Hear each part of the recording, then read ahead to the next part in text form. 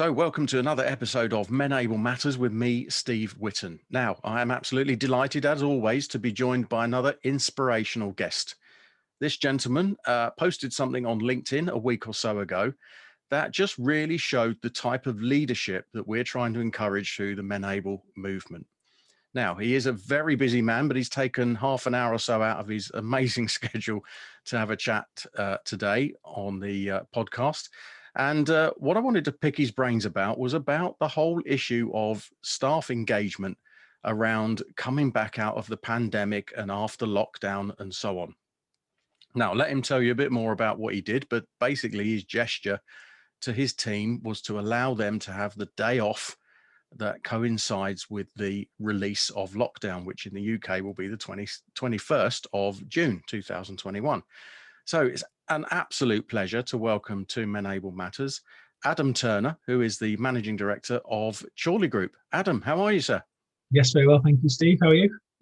I'm good, thanks. I'm good. Now, it looks like on your background there, you're in a nice sunny, it's a nice sunny day up there all the way in Lancashire. Is it really? Off the Del Chorley, that is. Yeah, you can just see it shining brightly. No, it's not actually that bright today, to be fair. It's just a glamorous background hiding the joys of my son's bedroom, actually. Yeah. See, now that's what I was saying to you before we started recording. You see, that even that is a sign of, leading from the front, isn't it? Is, joining the rest of us in doing Zoom calls from home. Yeah. Bleeding from the front, bumbling our way through, I think, at the moment. Yeah, well, who isn't? That's right, exactly. So, Adam, in good old-fashioned Menable Matters style, could I ask you to perhaps give us a little bit of an overview of who you are, where you're from, what you do, over and above what I've already said? And if you want to make that last about half an hour, that'd be brilliant. I could do, to be fair. I could chat on about our business for a long time. So I'm Adam, Managing Director of Chorley Group. We're a family business based out of Lancashire in the Northwest. So our business was founded from very humble beginnings in 1989 by my parents. We started just selling used cars from home, basically. My mother and father met working in a dealership. My dad was a sales manager and mother was a sales exec, and that's where they met. And then they set the business up. Wow. We started selling cars from home when I was just a baby, and did very well. So my dad's a trader when it comes down to it. He's an entrepreneur in its very truest form, but he's a trader, and he bought and sold trade cars out of the auction. So we started selling cars from home, did very well for quite a few years, and opened a couple of used car forecourts. Still lived at the forecourt where we originally started. So we had a house on the back of the forecourt, which is where we actually began. And then in 1994, we got our first franchise. So we got a Nissan franchise. In Chorley in Lancashire. And in very different circumstances to what you currently get franchises. We had flags outside the front of the house. The parts department was in my bedroom. We had a load of new Nissan stock in the backyards, and it sounds absolutely ridiculous now, but this is what happened. So it was, yeah. It was. It certainly, the barriers to entry was clearly nowhere near as high. Did you have to comply with corporate standards? Did they come in and tell you what tiles to have in your kitchen or anything like that? No, not quite. No, not quite. There wasn't much complying with corporate standards, to be honest with you, in those days. Also, all whilst we were building our first dealership. So we built our first dealership in Chorley, and then really hit the ground running from there. The Nissan dealership in Chorley became the biggest volume Nissan dealer in Europe in its second year of trading, which is a feat which my parents are really proud of still. And the business group went from strength to strength from there, really. So we've now got 5 Nissan businesses, 2 MG, 1 Kia, 1 Hyundai, and we've recently acquired a Vauxhall and a Mitsubishi business as well. Yeah, so still very much family owned and family operated. So my father's now our chairman. He still works in a kind of strategic type role, he claims, as chairman, but there's a lot of stuff with the charity stuff. So he's chairman of the local Inspire Youth Zone, which is part of the Onside Network, which is a fantastic facility, and patron of a few other charities as well. So there's a lot of work there with charities and the local community. My auntie's our after sales director, worked with my dad since pretty much day one. Hillary, our finance director, again, has worked with the business for 29 years, something like that. A long time, practically another auntie to me, really. And then my wife operates in a non-exec legal director role. So we have a law firm as well, which Stacey and a business partner, Louise and Ben, head up. But she acts in a non-exec legal director role as well for the motor group. So offering advice and support there. So yes, so still a very much family operation. No ambitions for that to change. We like the family ethos and just kind of want to maintain that for as long as we can, really, and as we roll and grow across the Northwest. Yeah, no, indeed. Now, I remember seeing some stuff before. I think it's your auntie Pauline, isn't it, who was right, the MD prior to you? Yeah. And I remember seeing that, you're very big on sort of staff engagement and, doing stuff around your team and engendering that kind of family feel for the whole business. And just before we started recording, you were telling me sort of how you went into lockdown 1 right at the very beginning of this. So just remind me a bit about what you did and how you approached that. Yeah, so lockdown 1, to be honest, it was we've been through some stormy weather, haven't we? Everyone in every industry is concerned, and as we were approaching that first lockdown, it became very evident it was going to happen, didn't it? We all knew there was something coming, but then we took the decision about 4 or 5 days before lockdown to actually close the businesses anyway. So we made that call. We thought it was the right moral thing to do. We were a bit cautious and a bit nervous about where things were going, so we decided to get really all hands on deck, get the business moving, get all the cars delivered and get the businesses closed. We didn't want to put anyone at risk, any families at risk. We have a few people who are vulnerable. The whole shielding situation wasn't really a thing then. We were conscious of that, so we got the businesses closed and we gave people assurances that they would be getting paid in full in the next month. Obviously then furlough came out, which was a lifesaver for so many businesses and individuals, and I shudder to think at where we would all be right now without furlough, to be perfectly honest with you. There'd be a lot of businesses who had to make some really, really tough decisions there. Nobody wanted to make them, but there were some tough decisions that would have had to have been made. So when furlough was launched, we then topped up the first 2 months to 100%, which again, financially cost the business a lot of money, but we felt it was the right thing to do as we were working through such unknown and kind of unprecedented, the world's most commonly used word now, ironic. But we've tried to eradicate that word recently, but I know shocking. You can't help yourself but using it sometimes. But going through such unknown times for everybody, really. Which gave our team a little bit of confidence and assurance that they were safe in the jobs, basically. We didn't make any COVID-related redundancies throughout the business. Again, we were confident from day one that the industry would bounce back, because it was a stop. Everything stopped there and then within the market. So it wasn't like there were other people still trading. The market it wasn't a downturn in the economy because of anything financial. It was because of the pandemic. So we were confident it was going to bounce back. So we subsequently kept our team on, and that kept our team engaged and ready to hit the ground running, really. Which has paid dividends over the last probably 12 to 18 months now. Yeah.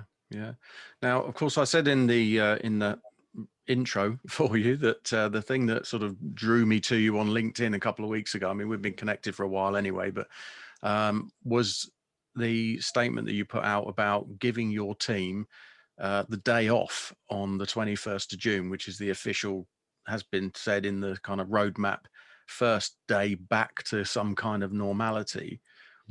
Now that immediately caught my eye, as well as many others who commented on it, because my first reaction, and I've got to be blunt, was to say, bloody hell, that's an amazing piece of forward-looking leadership that must have just created so much goodwill. Whereas my experience of having worked in and run a dealership will be that there'll be a lot of people who'll be going, great, we can open on the 21st and suddenly, let's all hit the ground running for this pent up demand, all these people who are going to come and buy cars. I think we're a massive believer in the importance of, we're a family business, but the importance of the family kind of unit, or the friends, or whatever people have got going on in their own personal lives, being the key to the success of the individual within the business. So I think we forget far too frequently, the industry, that we work long hours, we work a lot of days. There's a lot of unsociable things that are needed to be done in the motor industry. That's the way it is. And retail in general, to be fair, retail in general isn't the most sociable, as isn't hospitality. But then to do that, to successfully come into work every morning with a smile on your face, which especially the sales teams, they have to do every single day. They have to smile and leave the problems at the door, don't they, as they say, and all this kind of thing. So having a stable and a consistent home life is so important to that. And then so we always try and engage with families around that, even little things like we always invite partners to Christmas dues. Like Christmas dues are always a partner events at all times.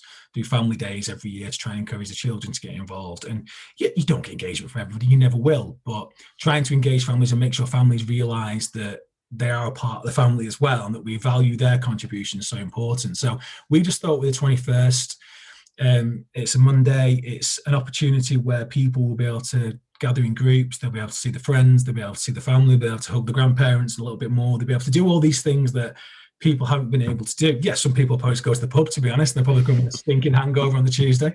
But I think our message really was to the team, just take this day for you. Let's not worry about anything else. Let's not worry about the diaries. Let's not worry about anything. Let's just say we've got enough time to plan for it. We're closed, with businesses closed. So there's no emails, there's no phone calls. It's done just for one day, Yeah. And it's that day that I think really the goodwill, as you said then, the goodwill it's created internally it's been lovely to see, to be honest with you. The feedback has been absolutely brilliant. And hopefully it'll be really appreciated at the time as well. So where did the idea come from then? Because I mean, it is, when you think about it, you think, well, that's obvious, but it's one of those, isn't it, that must have come to somebody in the business in a burst of inspiration. How did it come about? To be honest with you, just after the announcement, it just came to me that I think it would be a good idea. I was sat chatting with my wife about it and said, "What we were bouncing off each other. What do we think? Do you think it'd be well received? Do you think it'd be value as well? To be fair, because it's going to cost it'll cost the business financially. I struggle to work it out now, really, where it'd be, but there will be a financial cost somewhere to the business." And we just agreed that we thought it would be. And the benefit of working in a family business, we're privately owned, we make decisions. So it's 9:30 at night. I gave the rest of the board a ring. We all agreed, which is what we always do on key decisions. We always run it past each other. We've got a good, strong head of group senior managers and the board. So we ran it past everyone. Everyone agreed with it. Same night, the marketing lads had drafted something, and the next morning it was released. And that's pretty much as simple as it is in our business. We want to do something, we just make it happen, really. Yeah, that's amazing. Well, I was working in a PLC, so I suppose that's why I was looking at it and thinking, oh my God, that would... No decision committees or anything like that. No, it's a relatively quick WhatsApp group, and can we have a quick chat and just jump on a Teams phone call at stupid o'clock at night usually, but we get things done a lot faster, and that's the way we like to do it. Yeah, no, that's brilliant. And as you say, the goodwill that you're going to get from that, yes, there's a financial cost, but there's, the cost of not doing something like that, who knows, which... And I genuinely hope, and it's not, the PR is fantastic, and we've had loads of really good press on it. We've had contact at BBC News about wanting to do something close to the time, and there was a few other bits and stuff like that, and that's all great.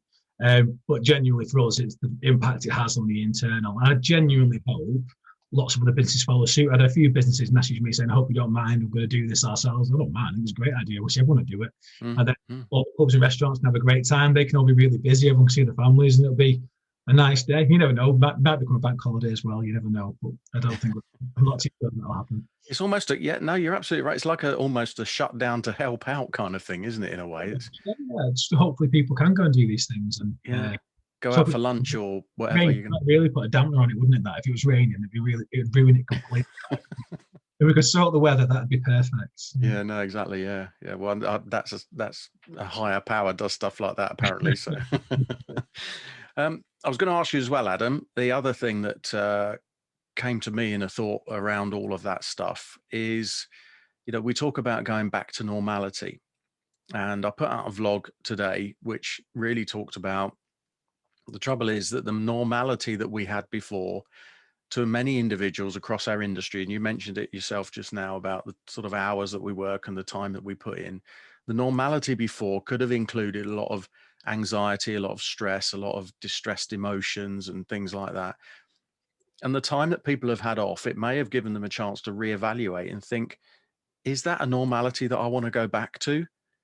So, as a leader of a business, in the automotive industry, how do you think you and your team are going to deal with people coming back that perhaps have reevaluated what they want out of life? Definitely, yeah. To be honest, we've seen it. Our business locally is pretty well regarded. We've got a good local reputation as a good employer. We have really high staff retention, and we've got a really diverse workforce. We break norms in the industry, and I think a lot of that comes back to the fact that we started with my mother running the sales team and my father out buying and running the business. And we've always had a diverse workforce. My auntie's a female board member, our FD is a female board member. So we've always had this kind of diverse workforce, and we've always approached things differently to other people. So we've seen this kind of shift in people's mindsets already, in the amount of applications that we've had for people to come and work with us. So we run a 5-day week in the sales teams. We've always run a 5-day week. We believe in having 2 days off a week. We enforce 2 days off a week. You can't work more than that. Don't get me wrong, there's been times in lockdown when people have had to work a little bit more to try and get through, but 99% of the time it's a 5-day week. And again, in the industry, if you speak to somebody outside the motor industry, they go, well, yeah, it's 2 days off, 5 days in, that's what happens. But it doesn't in the motor industry. There'll be so many occasions of people working 10, 11, 12, 13 days straight. And you don't get the best out of people. You don't get the best. And you do find that those businesses, I think, do burn people out. Being honest about it. And they're the kind of businesses that I imagine that coming out of this, as you said, some people have had time off, they'll have had more time with their families, they'll have had more time to kind of reevaluate their lives. Some of what they're doing is they earn pretty well in the industry. Most people, to be fair, it's not a poor paying industry, but could they go and earn £3,000, £4,000, £5,000 less doing something that isn't going to put themselves in an early grave effectively? I don't think we will suffer from that in the same way, because we offer a good work-life balance. It does genuinely mean a lot to us. Work-life balance is important. We support kind of the family culture and kind of run that through all the businesses. So I don't think we will suffer in the same way. And like I said, we've seen a lot of applications from a lot of big businesses bigger than us, PLCs, a lot of larger businesses who try the best, I think, considering the size of the business, to have that right kind of culture. But ultimately, when it comes down to it, the cold face of it, where people are working on the shop floor, they worked very, very hard for a lot of hours, and people will have reevaluated. And we just say to people, Steve, in our business, that it sounds a bit cheesy, and it is a bit cheesy, to be honest with you. We have a few cheesy sayings, but one of them is treat everyone as you want your mother to be treated. It's absolutely key. Like, my dad instills that every single time. If you can't treat someone as you want your mother to be treated, you're doing it wrong. Give us 100%, we'll give you 110% back. So as long as the people that were in the work those 5 days a week are working hard, then we'll support them back. And that support comes in the 2 days off, the support with sick pay, things like that. So I don't think we as a business will suffer in the same way that some will.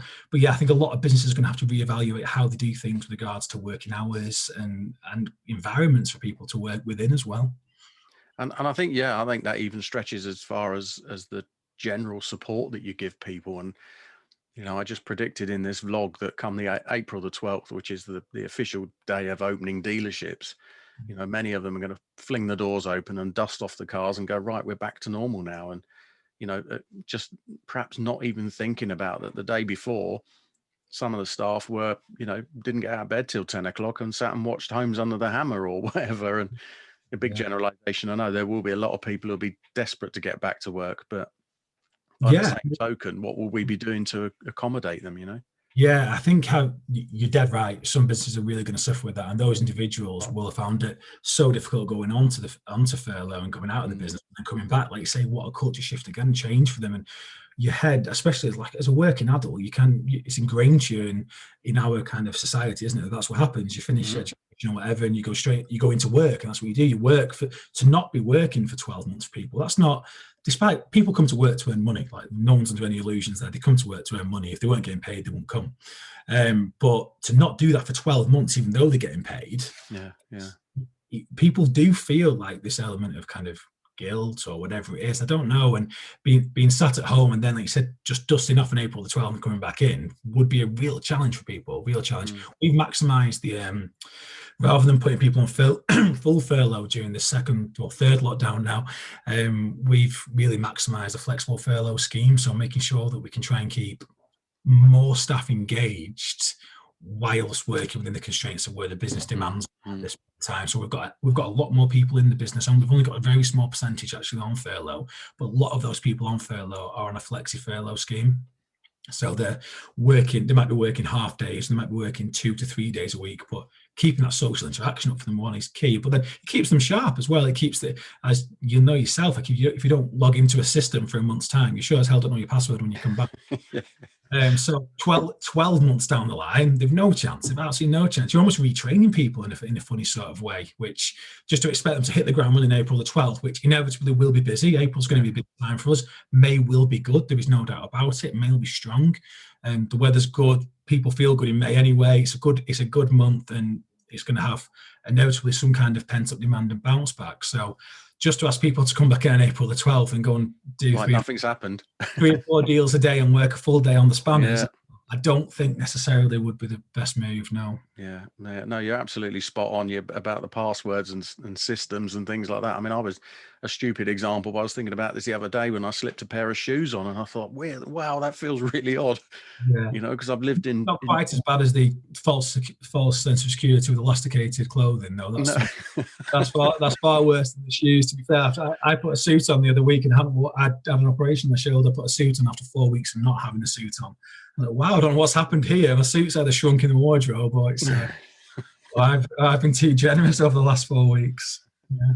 Well, fortunately, touch wood, which was not a bad thing. I've kind of gone the other way, so I've now got jeans and chinos that actually fit me again properly, which is nice. Good. But to having spent the last year in either a mix of trainers, boots, or during the summer flip-flops, you know, to suddenly put on a pair of sort of tight, ordinary shoes, you think, wow, that feels really odd. Really odd. Yeah. So, I mean, that's a silly example, but I mean, again, the other side of that is from the customer's perspective as well. So I happen to know there was a sales exec who I spoke to earlier in the week who was saying that at the back end of this week, they're all in the business doing a prospecting evening, you know, the traditional 7:30 pizzas, ringing the database of people you haven't spoken to for 3 years. And I can't help feeling, I get why you're doing it, but what response are you going to get from your customers? Because if they're, you know, they're just like what we've just explained, you know, and emotionally they may be in a different place. So what's your thoughts on that? My thoughts are that customers are pretty engaged, if I'm being completely honest with you, from our experience. So I've seen a lot of stats about how bad new cars are. Our new car performance is up year on year, and 2020 was up on 2019 as well. So our new car performance so far is up.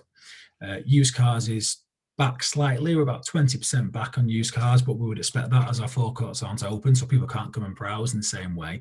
And we started this year off with a motto of making it memorable. So we want to make it memorable for all the right reasons, basically. But that goes down to even the contact that the individuals have with the customers at all times, because we've had more time, which is something we're blessed with in the industry. We're not blessed with a lot of time. And our guys have been doing, I want to use the term prospecting, but they've been keeping in contact with the customers, really. But doing it in a much more kind of measured and quality manner. So they've been delivering a lot more personalized video content, handwritten letters, doing lots of different things which kind of engage customers. And we've had a really good response. So the vast majority of customers we've spoken to have been really engaged. We benefit in our business that our demographic is slightly older, to be fair. So I think if you've got a slightly younger clientele, I'm generalizing massively here, but the slightly younger clientele are the ones who have been hit more with redundancy, more job losses in that age category of people. So I think naturally your younger families will be more cautious. But if you've got a slightly more mature demographic like we have, they've been really receptive. And the government are right. From our experience, there is cash in the bank for a lot of people. A lot of households are sat there with more money than they've had before. And happy to spend it, providing they have the contacts. The process hasn't been anywhere near as nice as we'd like it to be, don't get me wrong, but we've made the experience as memorable as it possibly could be, doing home deliveries and click and collects, and it's worked okay so far. So the response so far has been good. We're not doing any mass events just yet. I think it's probably a little bit overboard to be trying to go down a full prospecting kind of event and routes just at this stage, but we'll be doing something once we reopen, once we feel it's kind of safe to do so for our teams, customers, and it'll be received with the right message, because like you said, you do run the risk of making those phone calls and people saying, do you not realize we're in the middle of a pandemic? Which is there's always that risk, but I think the vast majority of customers, have responded pretty well so far. Yeah, no, exactly. Or that, you get that response, I'm on furlough myself, mate, and I'm not working, and the car hasn't moved anywhere for the last 3 months, so why would I want to change it? Or and so. But no, I'm with you. I think you make that whole point about making it memorable and getting it sounds like to me it's a nice tie up between the staff engagement and the customer engagement, really. You get those two things together. Yeah, it's, to be honest with you, it's just communication. I think that all good businesses run good communication, don't they? I think you can't run a good business without good channels of communication, both external and internal. And it's just something which we focus on a lot. I think to have good communication, you need to have leaders with empathy, because people need to be able to understand what makes the workforce tick and where the struggles lie. I include myself in this. I wouldn't say I'm an absolute expert in absolutely any of my fields, to be perfectly honest with you. I'm okay with people, relatively good at understanding how people work, and that's what we need. That's what a lot of our managers are like as well, to be fair. They might not pass every single test that would be thrown at them, but they can get teams motivated and engaged. And our job isn't difficult. The motor industry is not a difficult industry. Manufacturers make it a little bit complicated at times, but the job isn't difficult. It's a relatively simple job. It's customer service at the end of the day. And to give good customer service, you need a happy and engaged workforce, don't you? And if you've not got a happy and engaged workforce, you sure as hell won't get a happy customer on the end of that. And you see that, don't you? We all know the businesses that have got the reputation for poor staff engagement and poor ways of treating their teams, but they're also the ones that have poor opinion with customers as well. And that's just because it filters right through. Of course it does. Yeah. And they'll be the ones that I'm sure that you're getting the applications from. We do all the time. Yeah. And as we acquire more dealerships, we can take on more of these people and bring them in to show them the light, so to speak. Now, I was going to ask you about that. You've just given us a little bit of a clue there, because I was going to say you've just acquired these 2 dealerships. Was it 2 dealerships or? Yeah, in Mitsubishi and Vauxhall. Yeah. Okay, so I mean, are you don't want to give anything away necessarily, but are you thinking bigger stuff in the future, or? Yeah, we are. I think the industry, it's no secret that the industry is going through quite a transition, isn't it, at the moment? The digitalization of the industry is happening faster than possibly people had anticipated because of lockdown. I don't think that'll change the industry long term, but I think it's kind of sped up the process that would have happened anyway. So, but we've been very fortunate as a business that we've kind of invested in digital, invested in our marketing teams and stuff like that for quite a number of years now. So what COVID made our kind of model proof concept, kind of our concept of where the industry was going was proved because we were already there. So a lot of the businesses that had to catch up through lockdown, we were already operating, so we flicked into click and collect and home delivery and buy online dead quickly. It was no problem for us because we were already operating like that. But to do that, we've had to invest heavily. We've got a heavy head office infrastructure. It was always the plan to get the infrastructure there before we grew. We've gone through a relative period of stability over the last probably 10 years within the business, not really changed the brands too much. I did a couple of MG, but that was about all we've done over the last few years.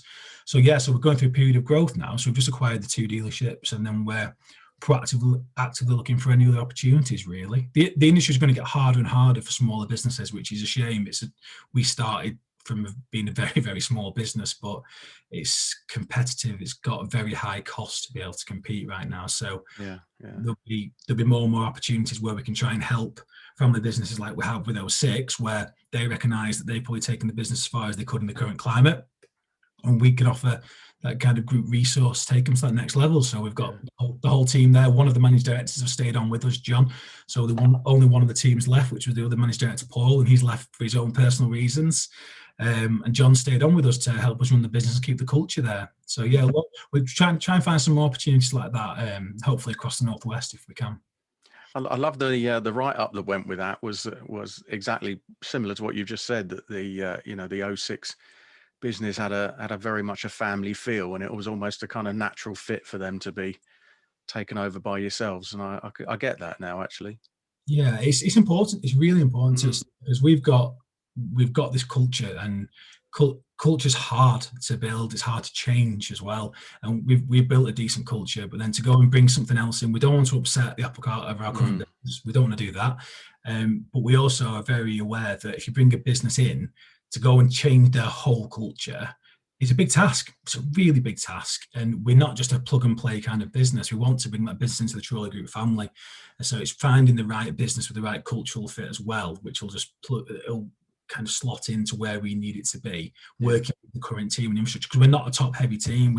As far as the senior leadership team is, we're relatively skinny, so we can't afford to take on things that need complete overhauls. So also it's a good business. It's a good functioning business that with a few tweaks from us and a bit of group infrastructure should really flourish over the next few years, hopefully. Yeah.